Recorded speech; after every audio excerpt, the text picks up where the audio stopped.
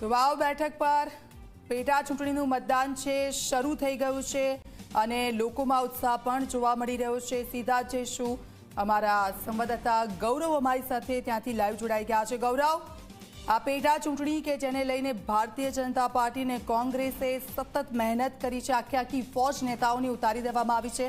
આજે એનું મતદાન છે, કેવો ઉત્સાહ જોવા મળી રહ્યો છે મતદારોમાં અને કેવા દ્રશ્યો ત્યાંથી સામે આવી રહ્યા છે?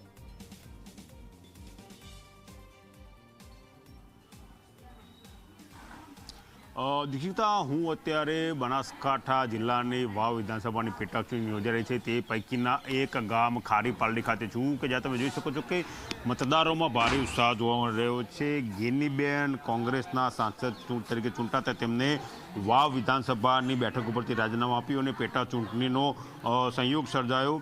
ત્રિપાખીયો જંગ જોવા મળી રહ્યો છે। ભારતીય જનતા પાર્ટી, કોંગ્રેસ અને 9 જેટલા અપક્ષ, એમાં સૌથી વધારે મજબૂત અપક્ષ તરીકે માવજીભાઈ પટેલને જોવામાં આવી રહ્યા છે। એટલે આ ત્રિપાખીયા જંગમાં કોનો વિજય થશે તે સૌથી મોટો સવાલ છે।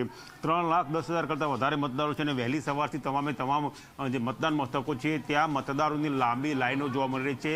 મહિલાઓમાં પણ એટલો જ ઉત્સાહ છે કે તેઓ પોતાના જનપ્રતિનિધિને પસંદ કરે। કયા કયા મુદ્દાઓ અહીંયા અસરકારક છે, કયા પ્રકારની તકલીફો અહીંયા જોવા મળે છે તે અંગે કેટલાક મતદારો સાથે જ વાત કરીશું કે તેઓ કયા આધારે મતદાન કરશે, કયા પ્રકારની સમસ્યાઓ છે અને તમારો ધારાસભ્ય કેવો હોવો જોઈએ? ધારાસભ્ય સારો હોવો જોઈએ અને સમસ્યાનું સમાધાન કરવું જોઈએ। કેવા પ્રકારની તકલીફો અહીંયા? તકલીફો તો હાલમાં કોઈ રસ્તા છે, કોઈ પાણીની સુવિધા છે પણ માપે છે। તમારો મતાધિકારનો ઉપયોગ થશે તો કેવા વ્યક્તિને મત આપશો? સારા વ્યક્તિને મત આપીશું ને સારા વ્યક્તિને ચૂનીશું। સારા વ્યક્તિને મત આપીને સારા વ્યક્તિને પસંદ કરશે। અન્ય એક મતદાર છે તેમની સાથે વાત કરીશું। કેવો હોવો જોઈએ તમારો ધારાસભ્ય? ધારાસભ્ય સારો જ હોવો જોઈએ। જેમ કે? એમ કે થોડુંક આમ સારું કરે હોય એવા વ્યક્તિને આપવું। કયા પ્રકારની તકલીફો છે અહીંયા? કોઈ રસ્તા ને એવું ને એવું કોઈ બસ। ઓકે, તો કેવો જનપ્રતિનિધિ પસંદ કરશો? સારું પાર્ટી સારો એટલે કેવો હોવો જોઈએ? તાકાતવાળો, શું રજૂઆત કરે, તમારી કઈ માંગણીઓ વિધાનસભામાં રજૂ કરે? વિધાનસભાની અંદર સારી રસ્તાઓની, સિંચાઈની કોઈ પણ પ્રકારની માગણી કરી શકો હોવો જોઈએ। પ્રતિનિધિ સરસ હોવો જોઈએ। એક કરતાં વધારે ઉમેદવાર મેદાનમાં છે તો એમાંથી સૌથી મજબૂત ઉમેદવાર કઈ રીતે પસંદ કરશો? જે સારા કામ કરે એને લાવવું જરૂરી છે, કારણ કે જો તમે એવા વ્યક્તિને લાવો કે કામ ના કરી શકે તો પછી આપણે લાવવાનો કોઈ મત આપણો આપવાનો અધિકાર નથી।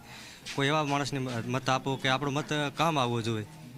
નહીં કયા કામ બાકી છે? કામ તો ઘણા બધા બાકી છે। કોઈ રોડ રસ્તા, કોઈ છે પાણી, કોઈ અમુક જગ્યાએ કેનાલના હાલ પ્રશ્નો છે, કેનાલનું પાણી પૂરતું મળતું નહીં, કેમ કે કેનાલ, માઇનોર કેનાલ અમુક જગ્યાએ બની નહીં હજી। જ્યાં છે ત્યાં તો મળી રહેશે પણ જે અમુક જગ્યાએ જે નહીં બની, ઘણા બધા ગામડા એવા છે અમારા ખારી પાલડીના, જે સેવાળાના ગામડા છે, મલીપુરા આવે, અબાસણા છે, આગળ ભીમબોડી આવે, અહીંયાથી કેનાલ નીકળે તો અહીં પણ અમારે પણ ફાયદો થાય ને આગળ પણ જો કેનાલનું પાણી પહોંચે તો એ લોકોને પણ ફાયદો થાય। ભૂતકાળના પ્રતિનિધિ કેવા હતા તમારા અહીંના? સાહેબ, અમારા રસ્તાનો એક તો પ્રોબ્લેમ, રોડનો પ્રોબ્લેમ છે, રસ્તો બનાવવો જોઈએ, પાણીનો, કેનાલનો, પછી શાળાએ પાણી પહોંચતું નથી એ પ્રશ્ન પણ છે। સારા વ્યક્તિ લાવો તો પાણી પણ પહોંચાડશે। ઓકે, આના પહેલાં પણ ઘણા ધારાસભ્યો રહી ચૂક્યા છે, એ ધારાસભ્યો કેવા હતા અને હવે કેવા ધારાસભ્યને પસંદ કરવાની તમારી તૈયારી હશે? મારે પસંદ કરવાની કે અત્યારે અમારું જે રાતનો આવીને ઊભો રહે એવા માણસની અમારે જરૂર છે અને જે અમારે ગરીબોનું કામકાજ સ્વીકાર કરે એનું કામ છે અત્યારે અમારે હાલની તારીખમાં। કારણ કે અમે રાત્રે જઈને ભારન તો અમારા માટે દરવાજા ખુલ્લા રહેવા પડે એવા અમારે જરૂર છે હાલ ધારાસભ્યની। એકવાર ચૂંટાઈને જતા ના રહેજો તમે જ્યારે માગો છો? હવે બહારના ગમે તેટલા હોય પણ અમારે શું કામ?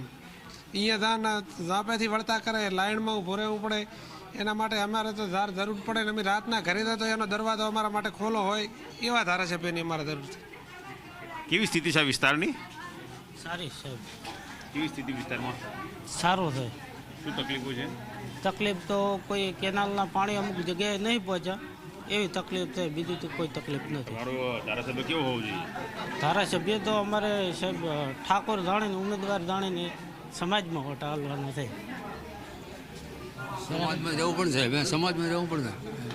તમે જોયું કે આ મતદારો છે કે જે કહી રહ્યા છે કે અનેક નાની મોટી તકલીફો આ વિસ્તારમાં જોવા મળી રહી છે અને અડધી રાતે તેમની જો કોઈ તકલીફ હોય ને તેઓ તેમની મદદ માટે પહોંચે તો અડધી રાતે તેમની સાથે તેમની પડખે ઉભો રહે એવા ધારાસભ્યની અપેક્ષાઓ સાથે એવો ધારાસભ્ય જેવી અપેક્ષા રાખીને આ મતદારો મતદાન માટે ઉમટી પડ્યા છે।